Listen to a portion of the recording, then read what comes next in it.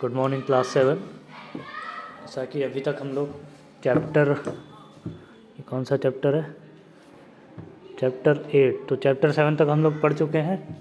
Exercise भी मैंने करवा दी है और मैंने 3 क्वेश्चंस जो भेजे थे, अगर आपको समझ में आ गया तो ठीक है, और अगर नहीं समझ में आया तो आप उसको बोल सकते हैं कि हाँ नहीं समझ में आया, मैं उसके लिए वीडियो बना के आपको भेज दूँगा।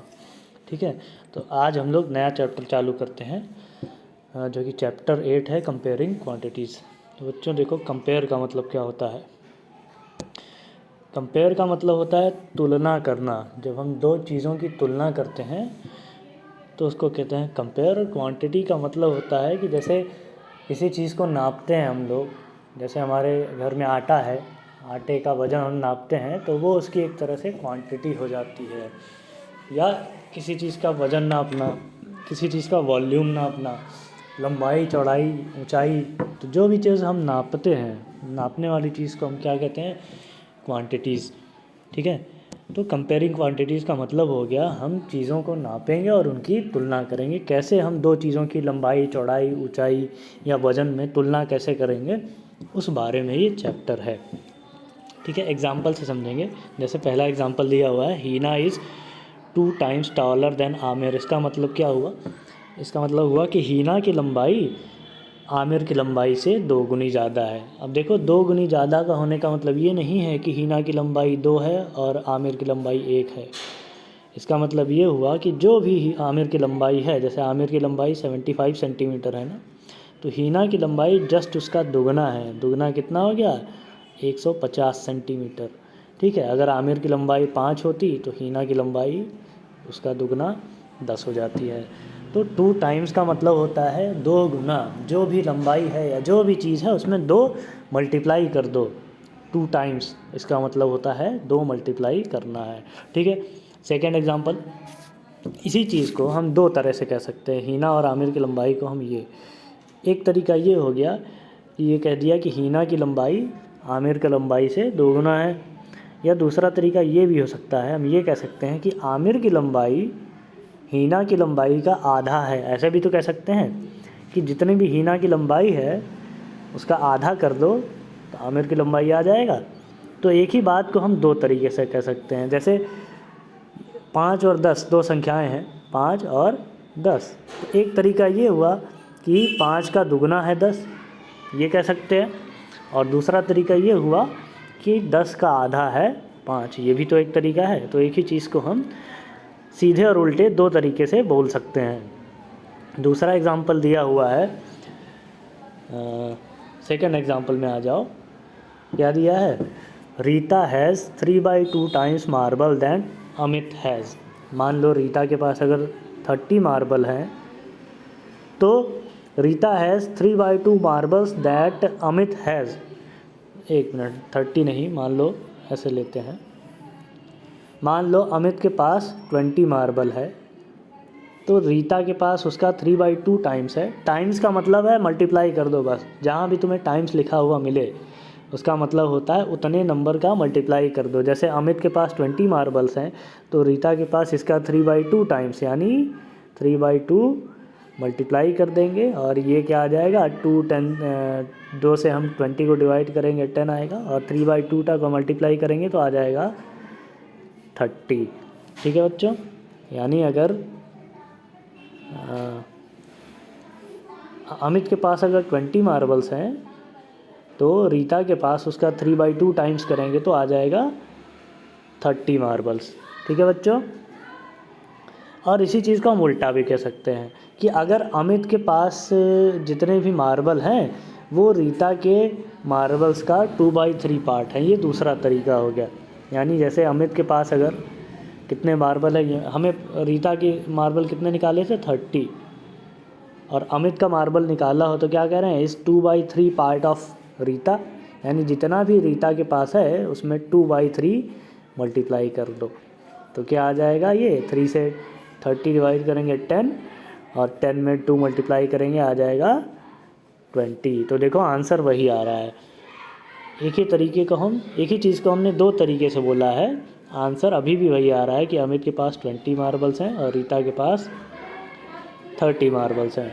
ठीक है, बस एक चीज़ हम देखेंगे कि जब हमने आंसर को पलटा है, जैसे Rita has 3/2 times marble that Amit, यानी रीता की तुलना अमित से की हमने, तो जो नंबर था 3/2 उसी को हम पलट देते हैं अगले वाले एग्जाम्पल में कि अमित की तुलना जब रीता से कर रहे हैं तो वही चीज़ उल्टी हो गई। इस चीज़ को बाद में और अच्छे से समझेंगे, अभी केवल आप लोग इतना समझो कि किन्हीं दो चीज़ों की तुलना कैसे की जाती है। ठीक है, ये एग्ज़ाम्पल से आपको और अच्छे समझ में आएगा। जैसे ये एग्ज़ाम्पल है, find the ratio of 3 kilometres, example number 1 में देखो 3 किलोमीटर्स टू 300 मीटर्स। तो देखो बच्चों, रेशियो का मतलब क्या होता है? रेशियो का मतलब होता है जिन दो चीज़ों के बीच हमें रेशियो निकालना है उनको डिवाइड कर दो। जैसे ऊपर वाले एग्जांपल में देखिए आप लोग, हीनाज हाइट और आमिर की हाइट कितनी है? हीना की हाइट अगर 150 है और आमिर की हाइट 100 है, अगर दोनों का रेशियो निकालना है तो हमें क्या करना है? हीना की हाइट ऊपर रखनी है जिसका नाम पहले लिया गया। एग्जाम्पल कहा है कि हीना और आमिर की हाइट का रेशियो निकालो, तो जिसका नाम पहले है, हीना का नाम पहले है, उसको ऊपर रख दिया हमने। हीना की हाइट जो भी थी उसको ऊपर रखेंगे, और आमिर का नाम बाद में आया है तो आमिर को हम लोग नीचे रखेंगे और डिवाइड कर देंगे, तो उसका रेशियो आ जाता है। अब देखो हमने डिवाइड किया तो इसको 10 से काटेंगे, 10 10 ज़ा 100 और ये 15 आ जाएगा, तो 15/10, ये 15 है, 15/10, और उसको 5 से फिर से डिवाइड करेंगे तो ये 3/2 आ जाएगा। ठीक है, अगले पेज में समझा देता हूँ अच्छे से, मैं आपको यहाँ पे कम क्लियर दिख रहा होगा। हाँ देखो बच्चों, क्वेश्चन ये कहा जाए कि अगर हीना की हाइट, मैं उसको शॉर्ट में बोल रहा हूँ, हीना और अमित, इन दोनों की हाइट का रेशियो निकालो, तो इसको ऐसे लिखते हैं, ये दो ठो बिंदी बना देते हैं, और ये बिंदी का मतलब होता है रेशियो। ठीक है, और रेशियो का मतलब होता है कि जिसका नाम पहले आया है। हीना की हाइट कितनी है? 150 थी, और अमित की हाइट 100 थी, तो जो जिसका नाम पहले आया है उसको ऊपर रखना है, जिसका नाम बाद में आया है उसको नीचे रखना है और डिवाइड कर देना है। तो देखो, चाहे 10 से डिवाइड करो चाहे डायरेक्ट ऐसे कर दो, 0 से 0 कैंसिल, उसके बाद 5 से डिवाइड किया, 5 3 ज़ा 15 और 5 2 ज़ा 10, क्या आया? 3/2। जब तक एकदम सिंपलेस्ट फॉर्म में ना आ जाए, जैसे 3/2 आ गया, अब इसको और ज़्यादा हम नहीं काट सकते हैं, इससे ज़्यादा अब ये नहीं कटेगा, तो जो फ्रैक्शन आए उसी को फिर से ऐसे लिख देना है, ऐसे 3 ऊपर आया तो 3, बीच में दो ठो बिंदी बनानी है, 3/2 आया, मतलब समझ में? हीना और आमिर का रेशियो निकालना है, मतलब उसका आंसर आएगा 3/2 या 3/2। एक और एग्जांपल समझते हैं। जैसे अगर क्वेश्चन है कि श्वेता के पास 50 रुपये हैं, ठीक है, और प्रियांशी के पास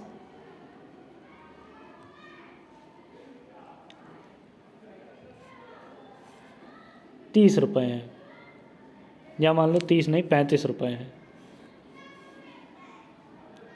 हमने कहा कि श्वेता और प्रियांशी का रेशियो निकालो, तो मैंने शॉर्ट में लिख दिया श्वेता रेशियो प्रियांशी, एस पहले लिखा है, पी बाद में लिखा है, मतलब श्वेता को ऊपर रखना है और प्रियांशी को नीचे रखना है और डिवाइड कर देना है। और कब तक डिवाइड करना है? जब तक एकदम सिंपलेस्ट फॉर्म में ना बदल जाए। यानी जैसे अगर 5 से डिवाइड करें तो 5 10 ज़ा 50 और 5 7 ज़ा 35। जब 10/7 आ गया, इससे ज़्यादा अब ये नहीं कटेगा। 2 से भी कैंसिल करेंगे तो 2 5 ज़ा 10, लेकिन 7 में भाग नहीं जाएगा। 3 से करेंगे तो जाएगा ही नहीं, किसी से भी करेंगे। अब और ज़्यादा ये डिवाइड नहीं हो सकता है, तो जब और ज़्यादा डिवाइड ना हो तो उसी को रेशियो के फॉर्म में लिख देते हैं कि 10:7। देखो रेशियो लिखते समय ऐसे दो ठो बिंदी बनाते हैं, लिखते हैं रेशियो बोलते हैं, लेकिन जब इसको पढ़ते हैं तो इसको 10:7 ऐसे पढ़ते हैं। क्या पढ़ेंगे? 10:7। ऐसे नहीं पढ़ते कि 10:7 पढ़ेंगे, क्या 10:7। उसका मतलब वही होता है कि रेशियो निकाला है हमने, 10:7 आया है, लेकिन उसको पढ़ते हैं 10:7। ठीक है बच्चों, समझ में आ गया? ठीक है, अब नेक्स्ट इम्पॉर्टेंट चीज़ ये आती है कि जब भी हमें रेशियो निकालना हो तो जिन चीज़ों का रेशियो निकाल रहे हैं हम, वो उनका यूनिट, एक मिनट, यूनिट सेम होना चाहिए। ये सबसे इम्पॉर्टेंट बात है। यूनिट का मतलब क्या हुआ? जैसे अगर किसी चीज़ का वज़न नाप रहे हैं हम, हिंदी में इसको कहते हैं मात्रक। जैसे मान लो अंकित के पास, अंकित को मैंने ए से दिखा दिया, अंकित के पास 5 किलोग्राम आलू है, ठीक, और सौरभ के पास 100 ग्राम आलू है, ठीक है। अंकित के पास 5 किलोग्राम आलू है, यानी 5 किलो आलू है, और सौरभ के पास 100 ग्राम आलू है, और दोनों का रेशियो निकालना है कि अंकित और सौरभ का रेशियो, आलू का रेशियो क्या आएगा। तो देखो बच्चों, जैसा कि मैंने कहा था कि जिसका नाम पहले आया है उसको ऊपर रखना है, और जिसका नाम बाद में आया है उसको नीचे रखना है। अगर ऐसे कर देंगे तो ये वाला सवाल गलत हो जाएगा। क्यों गलत हो जाएगा? क्योंकि अंकित को तो मैंने किलोग्राम में बोला है, लेकिन सौरभ बोलते समय मैंने ग्राम में कर दिया है। तो दूसरी सबसे ज़रूरी बात यह है कि दोनों की यूनिट सेम होनी चाहिए, अलग अलग यूनिट में दोनों नहीं होना चाहिए। यानी कि अगर सौरभ को मैंने ग्राम में बोला है तो जो भी अंकित के पास आलू है वो भी ग्राम में होना चाहिए। यानी अगर ग्राम में नहीं है तो उसको चेंज करो। 5 किलोग्राम है, उसको ग्राम में चेंज करेंगे। हमें पता है कि 1 किलोग्राम में कितने ग्राम होते हैं? 1000 ग्राम, है ना। तो 1000 ग्राम होते हैं ना, हाँ, 500 ग्राम मतलब आधा किलो। तो 1000 ग्राम होते हैं, तो 5 किलोग्राम में कितने ग्राम होंगे? 5000 ग्राम होंगे कि नहीं? ठीक है, तो पहले उसको हम लोग चेंज करेंगे, और चेंज करने के बाद ही कंपेयर करना है। यानी 5 किलोग्राम में नहीं, दोनों चीज़ें ग्राम में हो गई ना। अंकित का भी ग्राम में आ गया, सौरभ का भी ग्राम में आ गया। मान लो सौरभ को और जो थोड़ा सा बढ़ा देता हूँ, मान लो 1500 ग्राम कर देता हूँ। 100 ग्राम बहुत कम लग रहा है, मान लो इसी एग्जाम्पल को मैं ऐसे कर दूँ, 1500 ग्राम है। अब देखो दोनों चीज़ें ग्राम में आ गई, अब हम कंपेयर कर सकते हैं। तो अंकित और सौरभ का जो रेशियो आ गया, ऊपर 5000 लिखेंगे क्योंकि अंकित का नाम पहले है, नीचे 1500 लिखेंगे, और अब इसको काट देंगे। 0 से 0 कर, 1 0 से 1 0, दूसरे 0। अब 5 से काटेंगे तो 5 10 जा 50 और 5 3 जा 15, यानी ऊपर आया 10, नीचे आया 3। और जब इससे ज़्यादा नहीं कटेगा, एक मिनट, ये 3 है, अब इससे ज़्यादा ये नहीं कटेगा तो इसी को ऐसे लिख देना है रेशियो के फॉर्म में। यानी इसको लिख देना है 10:3। 10 लिखेंगे, 2 ठो बिंदी बनाएंगे, 1:3, ये आ जाएगा आंसर। तो ध्यान देने वाली बात ये है, जब भी हमें रेशियो निकालना हो तो हमेशा सेम यूनिट में होना चाहिए, अलग अलग यूनिट में नहीं होना चाहिए। जैसे इसी क्वेश्चन में find the ratio of 3 kilometres to 100 metre. तो यहाँ पे सवाल में, एक मिनट,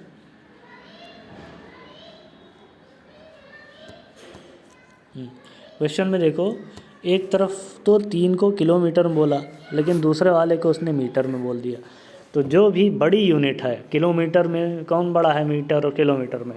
किलोमीटर बड़ा है ना, तो उसको छोटी यूनिट में बदल लो, जिसमें तुम्हें आसानी लगे। चाहे तो मीटर को भी किलोमीटर में बदलोगे, बदल सकते हो, कोई दिक्कत नहीं है। जैसे या तो 3 किलोमीटर को मीटर में बदल लो, तब दोनों मीटर में हो जाएंगे, या फिर ये जो 300 मीटर है उसको भी किलोमीटर में बदल लो, इसको 3 किलोमीटर ही रहने दो। तो देखो मीटर को किलोमीटर में बदलेंगे तो वो थोड़ा डिफ़िकल्ट हो जाता है, क्योंकि तब हमें डिवाइड करना पड़ता है। जैसे मीटर को अगर किलोमीटर में चेंज करना हो तो हम 1000 से डिवाइड करते हैं।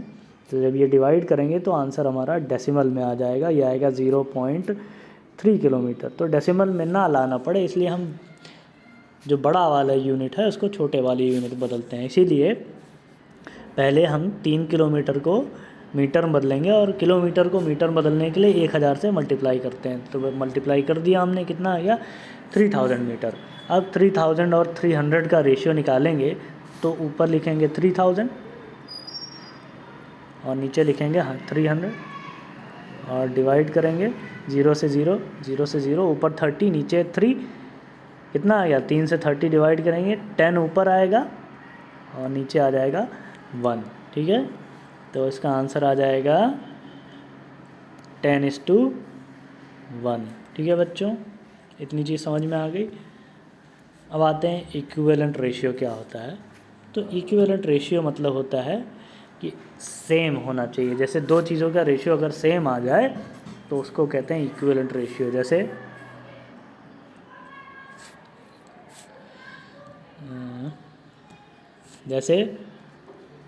10:15 का अगर रेशियो निकालें तो ऊपर 10 नीचे 15 डिवाइड कर देते हैं तो 5 2 ज़ा 10, 5 3 ज़ा 15, तो रेशियो क्या आता है 2:3 आया लास्ट में। और अगर यही चीज़ 30:45 कर दें, यानी ऊपर 30 नीचे 45, अगर इसको डिवाइड करें 5 से ही, या हाँ 5 से करते हैं पहले, तो ऊपर 6 आएगा, नीचे क्या आ जाएगा 9, फिर हम 3 से डिवाइड करते हैं, 3 2 ज़ा 6, 3 3 ज़ा 9, तो लास्ट में इसका भी आंसर क्या आ रहा है 2:3। तो देखो बच्चों 10 और 15 का जो रेशियो है वो भी 2:3 आ रहा है, और 30 और 45 का रेशियो भी वही आ रहा है। तो ये कहेंगे कि ये दोनों यानी 10:15 और 30:45 ये दोनों आपस में इक्विवेलेंट रेशियो हैं। यानी इक्विवेलेंट रेशियो में अगर आंसर लास्ट में सेम आ जाए, रेशियो निकालने के बाद और काटने के बाद लास्ट में सेम आंसर आ जाए, तो उसको कहते हैं इक्विवेलेंट रेशियो।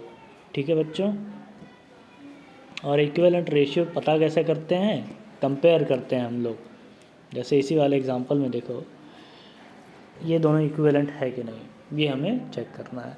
तो पहले हम ये चेक करेंगे कि क्या दोनों आपस में इक्वल हैं, और इक्वल हैं कि नहीं ये चेक करने के लिए हम क्या करते हैं, जो भी दोनों हैं जैसे 1/2 और 2/3, तो इसमें नीचे वाले का एलसीएम लेते हैं पहले। तो एलसीएम आता है 6, 2 और 3 का एलसीएम आता है 6 आता है, एलसीएम आता है 6। तो 1/2 को जो हम 6 वाले मध्य से ऐड करते समय हम लोग क्या करते हैं, 2 को 6 में बदलने के लिए 3 मल्टीप्लाई किया, तो 3 का मल्टीप्लाई ऊपर भी करना पड़ता है। सॉरी ये वाला नहीं है, रुको रुको रुको, ये है, गलत हो गया थोड़ा सा, ये वाला है, यहाँ देखो ये। हाँ, जब 2 और पहले तो एलसीएम निकालेंगे, एलसीएम आ गया 6। ठीक, अब 1/2 को भी 6 वाले में चेंज करना है और 2/3 को भी 6 वाले में चेंज करना है। अब देखो 1/2 को जब हम 6 में चेंज करेंगे तो 2 3 ज़ा 6, 3 मल्टीप्लाई करना पड़ा नीचे, तो ऊपर भी 3 मल्टीप्लाई करते हैं। जैसे ऐड करते समय जो काम करते हैं वही काम इसमें भी करना है, बस ऐड नहीं करना है बस। यानी 2 3 ज़ा 6, तो ऊपर 1 3 ज़ा 3 क्या आ गया, 1/2 को हम 3/6 लिख सकते हैं। इसी तरह से जब 2/3 को 6 वाले में बदलेंगे तो 3 2 ज़ा 6, नीचे 2 मल्टीप्लाई करना पड़ा, तो ऊपर भी हम 2 का ही मल्टीप्लाई करेंगे और 2 2 ज़ा 4 हो जाएगा। तो अब देखो बच्चों, तो एक जो 1/2 था वो 3/6 आ गया, और दूसरा वाला 4/6। तो देखो दोनों इक्वल हैं क्या, नहीं है ना इक्वल।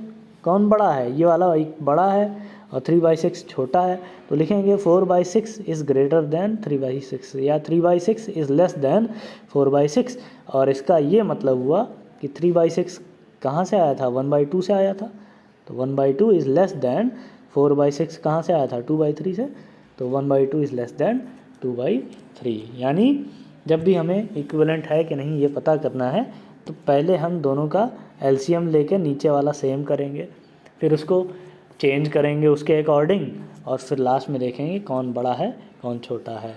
और अगर बड़ा छोटा आ जाए तो इसका मतलब है इक्विवेलेंट नहीं है, और अगर बराबर आ जाए तो इक्विवेलेंट है।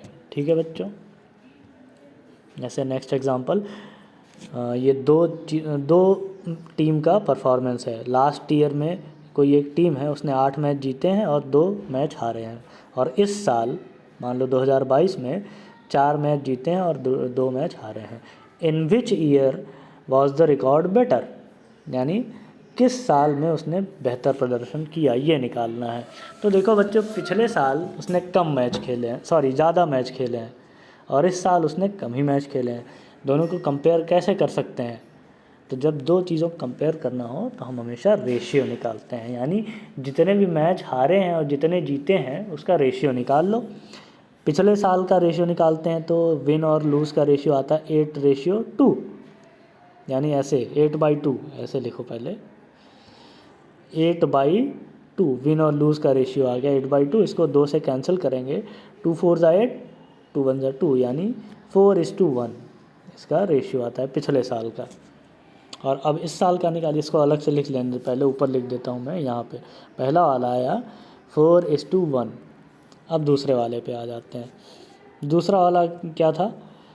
विन है उसका 4 और लूज़ है उसका 2, तो ऊपर 4 नीचे 2। इसको डिवाइड करेंगे, 2 2 ज़ा 4, 2 1 ज़ा 2, तो क्या आ रहा है 2/1। यानी इस साल का रेशियो क्या आ रहा है 2:1। अब देखो, अब दोनों रेशियो में चेंज हो गए। अब दोनों की हम तुलना करेंगे कि 4:1 बड़ा है, यानी 4/1 बड़ा है कि 2/1 बड़ा है। तो देखो, तुलना करते समय, कंपेयर करते समय नीचे का जो डिनोमिनेटर है वो सेम होना चाहिए। तो इसमें देखो दोनों में सेम है, इसमें भी 1 है, इसमें भी 1 है। तो जो भी बड़ा आएगा, यानी 4/1 2/1 से बड़ा है, यानी ये कह सकते हैं कि 4/1 का रेशियो 2/1 के रेशियो से बड़ा है, और जिसका भी रेशियो बड़ा आता है वो बेहतर परफॉर्मेंस होती है। यानी कि पिछले साल का रेशियो ज़्यादा अच्छा आया है, इसलिए पिछले साल उसने ज़्यादा अच्छे प्रदर्शन किए हैं, ज़्यादा अच्छे से उसने मैच जीते हैं। ठीक है बच्चों, अभी आप लोग इतना समझेंगे जितना मैंने बताया है, उसके खुद से कुछ एग्जाम्पल सोचेंगे, रेशियो कैसे निकालते हैं उसके कुछ एग्जाम्पल करेंगे रेशियो निकालने वाला, और बाकी मैं इसके बाद कल पढ़ाऊँगा।